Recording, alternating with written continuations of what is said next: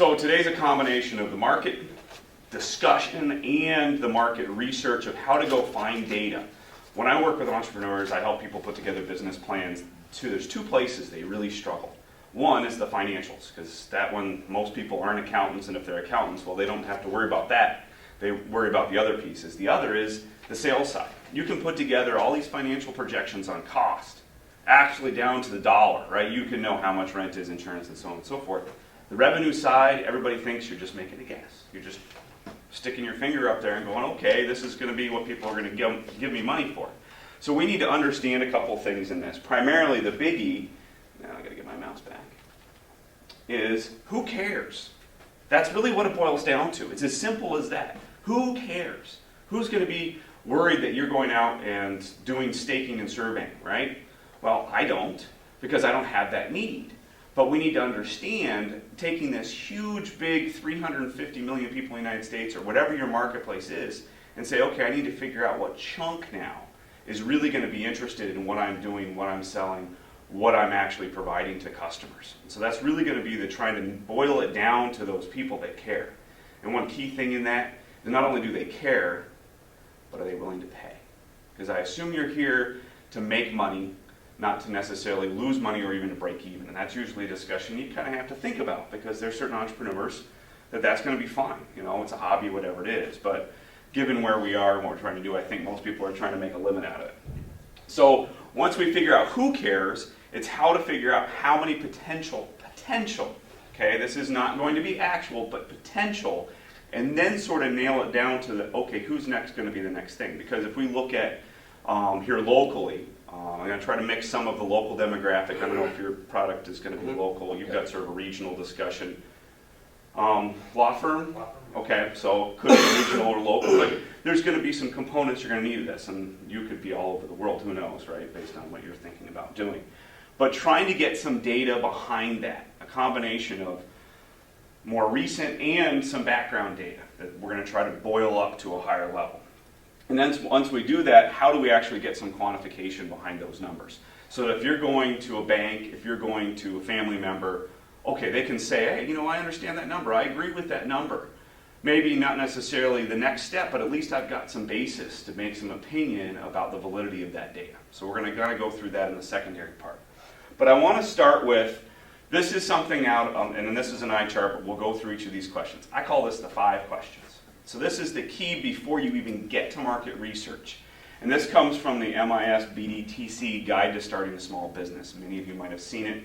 There's a whole bunch of copies. I meant to bring some up. Downstairs in the Small Business Resource Center, which is on the 3rd floor, just a couple doors down to the left. And it's really more oriented towards Michigan starting a business. But on page 46 at the end, we get into this. And we're going to go through each of these. Product or service you sell, customers, competitors, the basis, and then really why they're going to choose you versus somebody else. Because you're always going to have some competitor, and it's going to be in some different ways. So I want to go through each of these questions before we start thinking about how do we quantify. You need to start thinking about customers first before you worry about data. Because if you don't know who you're selling to, you don't know where to go do the research. Okay? So I'll use some examples. We were talking earlier, is it Steve? Yes. About you called one of the engineering firms or somebody, a construction firm, looking for information. So it's knowing that the people that are going to be making those decisions, and we've got to figure out a way to quantify those. So the first one is what you really sell. This is not the end result. A lot of people think about, okay, if I'm a shoe store, I sell shoes. No, you don't necessarily sell shoes. There's other emotional values that come in this. And you really got to think about people buy on essentially 2 things. Maybe you can consider a third. Pain, pleasure, or necessity. I'm a business consultant. I help people make better business decisions. I sell on pain. I absolutely sell on pain. I have no qualms with that. People run into situations where they have data, they can't figure out how to turn into information so that they can make a valid decision, kind of where you are in some senses, right? You need to find out where do you get that data, so now you can identify what the right decision is of maybe what's your region that you're going to go look at to sell, what is the target customer base, those are the things you're trying to do. It kind of gets to sort of this elevator pitch, and I recommend for people to take a couple iterations on this and start to think about, okay, what is it that I can describe to somebody in the 3 floors in the elevator that I actually sell? What is it that they're going to go, oh, okay, that makes sense, instead of, here, I sell shoes. No, you do something different. You do something of an emotional level or some sort of thing that's going to give them a pleasure or going to relieve some of their pain, right? So if you're doing staking and surveying, they have pain because they don't have that skill or resource, but it needs to be done. So you've got to identify who's got that pain. I was working, actually this was on the golf course, for about 6 years ago. G&J Silk Fencing, they're a local company. And I was playing golf with the two guys that had started the company. They said, we're having a hell of a time getting in to the market. And I said, well, why do they care? Oh, but we do silk fencing. Well, why do they care? And we started talking about, well, they had their own guys do it.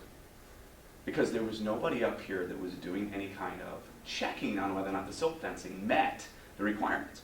Well, just about that time, the DEQ hired somebody to do the whole UP, and they were going to check. Well, all of a sudden, now they care because their guys don't know how to do it. They just do it. So it was trying to get to that next thing that they could start saying, hey, we're going to keep you out of trouble. Not only going to put silk fencing in, I'm going to keep you out of trouble. Ooh, okay. Now they're starting to go, now that makes sense to me. That's something that I can grab onto. And you may have multiple areas of your business, and so you really kind of have to think about it if they're different things. So maybe for you they're both the same because they go together, but they might be separate because they might be separate customers. So don't get tied up that the same set of customers is going to be everything for everything you do. Depending on what you're doing from a law perspective, you may focus on wills and probate. Well, that's going to be a completely different than somebody starting a small business. Age demographics, everything else, stage of life, those are going to be different things you're providing for people. I like asking the bottom question. I'll bring up the shoe thing again. Don't sell me shoes, sell me happy feet. So that emotion piece that they get, or the relief of pain that they get, is going to be the important thing that you've got to think about as you're starting to develop this idea. Don't sell me books, sell me knowledge. So what's that underlying thing?